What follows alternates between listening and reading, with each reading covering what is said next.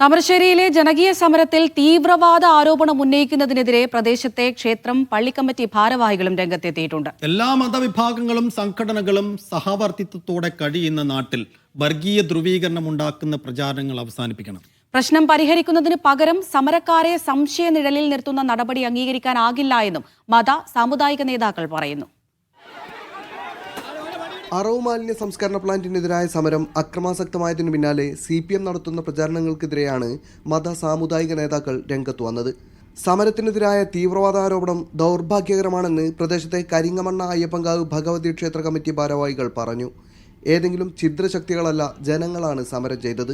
ജനങ്ങൾ ഇത് നാട്ടിലെ ജനങ്ങൾ കക്ഷിഭേദമന്യേ മത ജാതി ഭേദമന്യേ എല്ലാവരും കക്ഷിയായിട്ട് ഇതിന് സമരത്തിനിറങ്ങിയാണ്. അതിൽ ഒരു വർഗീയവാദി ഒരു ഇതും ഒന്നും അതിൽ ഇല്ല. എന്തിനങ്ങനെ പറയുന്നത്? അതിന്റെ ആവശ്യമില്ലല്ലോ. മനുഷ്യപ്പറ്റുള്ള എല്ലാവരും ഇതിനകത്ത് അംഗങ്ങളാണ്. എല്ലാത്തിനും മാത്രമേ ഇതിനകത്ത് മാറിയിരിക്കുള്ളൂ. അങ്ങനെ എന്താ പറയുക, എന്തിനും ഇപ്പോൾ ഒരു വർഗീയ ചേരി ഉണ്ടാക്കുകയാണെങ്കിൽ മുതലെടുപ്പ് എളുപ്പമാവും. അതാണ് ഇവിടെ ഉദ്ദേശിക്കുന്നുണ്ടാവുക. എന്താ വെച്ചാൽ STPIനൊക്കെ പങ്കെടുത്താക്കിയിട്ട് അങ്ങനെയൊന്നുമില്ല. ഇതിൽ CPMകാരുണ്ട്, ലീഗുകാരുണ്ട്, എല്ലാവരും ഈ കമ്മിറ്റിയിലും കാര്യങ്ങളിലൊക്കെ പ്രവർത്തിക്കുന്ന ആൾക്കാരാണ്. ജനദ്രോഹ കമ്പനി 6 വർഷമായിട്ടും അടച്ചുപൂട്ടാനാവാത്ത സർക്കാർ നടപടിയുടെ ജാള്യത മറച്ചുവെക്കാനാണ് സമരക്കാർക്കെതിരെ വർഗീയ തീവ്രവാദ ആരോപണങ്ങൾ ഉന്നയിക്കുന്നതെന്ന് മുസ്ലിം മത നേതാക്കളും പറഞ്ഞു. ഞങ്ങളിത് അത്ഭുതത്തോടെയാണ് നാട്ടുകാർ കാണുന്നത്.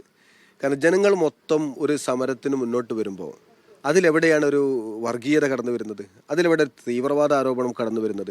ജനങ്ങളുടെ ആവശ്യത്തിൻ്റെ കൂടെ നിന്ന് ഈ പ്രശ്നം പരിഹരിക്കാൻ കഴിഞ്ഞ 6 വർഷത്തോളമായി ഗവൺമെന്റ് ഭാഗത്തുനിന്ന് ഒരു ഇടപെടലും ഉണ്ടാകുന്നില്ല. വിഷയത്തെ മാറ്റിവിടാൻ വേണ്ടി ശ്രമിക്കുന്നത് രക്ഷപ്പെടാനുള്ള ഒരു വഴി മാത്രമാണ്.